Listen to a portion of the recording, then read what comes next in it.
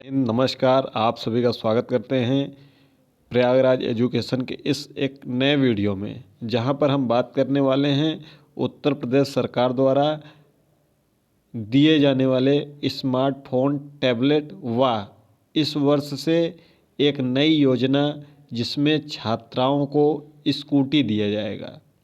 इसके बारे में बहुत डिटेल से बताएंगे, एक एक पॉइंट समझिएगा किसको यह योजना का लाभ मिलेगा। इन दोनों योजनाओं का उनके बारे में डिटेल से बात कर रहे हैं। सबसे पहले तो आपको बता दें कि उत्तर प्रदेश सरकार के वित्त मंत्री श्री सुरेश कुमार खन्ना जी ने 2025-26 का जो बजट है वह आज जारी कर दिया है विधानसभा में। यदि आप सबने इस पीडीएफ को नहीं देखा है तो डिस्क्रिप्शन बॉक्स में आपको टेलीग्राम चैनल का लिंक मिल जाएगा, वहाँ से जुड़ जाइएगा ताकि आपको महत्वपूर्ण जानकारियाँ इसकी मिल जाएं। बाकी और जो पीडीएफ में महत्वपूर्ण है वह जो महत्वपूर्ण है केवल हम उसी पर चर्चा करेंगे। तो चलिए, आप सबके लिए सबसे महत्वपूर्ण चीज़ है कि आपको देखिए यहाँ पर युवा लिखा हुआ है। स्वामी विवेकानंद युवा सशक्तिकरण योजना के अंतर्गत 49.86 लाख स्मार्टफोन, टैबलेट वितरित किए जा चुके हैं। यानी कि लगभग 50 लाख स्मार्टफोन व टैबलेट पहले वितरित किए जा चुके हैं और इस वर्ष यानी कि 2025-26 में इस योजना के तहत टैबलेट उपलब्ध कराए जाएंगे। यानी कि इस वर्ष हो सकता है कि स्मार्टफोन न उपलब्ध कराए जाएं, केवल टैबलेट उपलब्ध कराए जाएंगे। लेकिन अभी तक जो 2024-25 का बजट था उसमें 25 लाख स्मार्टफोन के लिए टेंडर हो चुका है। तो परेशान मत होइएगा कि स्मार्टफोन नहीं मिलेगा, क्योंकि पीजी के छात्रों को अधिकतर टैबलेट मिलता है, स्नातक के छात्रों को स्मार्टफोन मिलता है। तो यह स्मार्टफोन 25 लाख का टेंडर हो चुका है पिछले बजट में जो 2024-25 का था। जल्द ही इसकी प्रक्रिया शुरू हो जाएगी।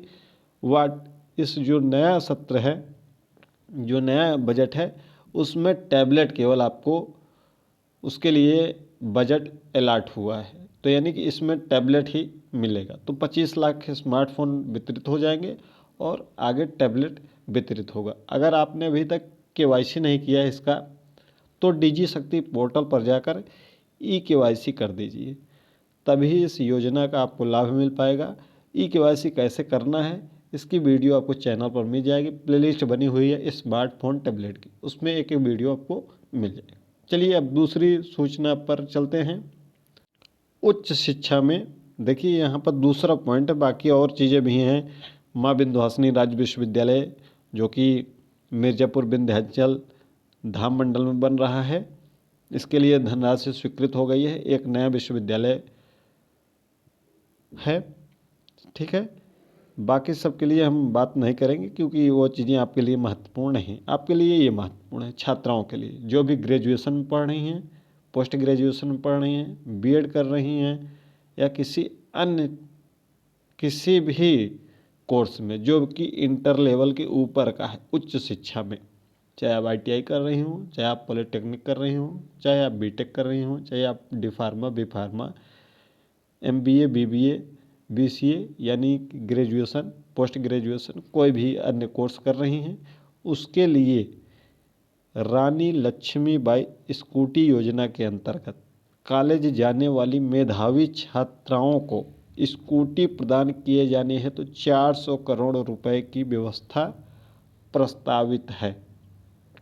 इस पैसे में यानी कि 400 करोड़ रुपए में, ध्यान से सुन लीजिएगा, इस 400 करोड़ रुपए में जितनी स्कूटी आएंगी उसका वितरण होगा। पहले तो टेंडर होगा, जो भी कंपनी, फिर एक स्कूटी कितने की पड़ती है उसको 400 करोड़ से आप डिवाइड कर देंगे तो पता चल जाएगा कितनी स्कूटी लगभग आ जाएंगी।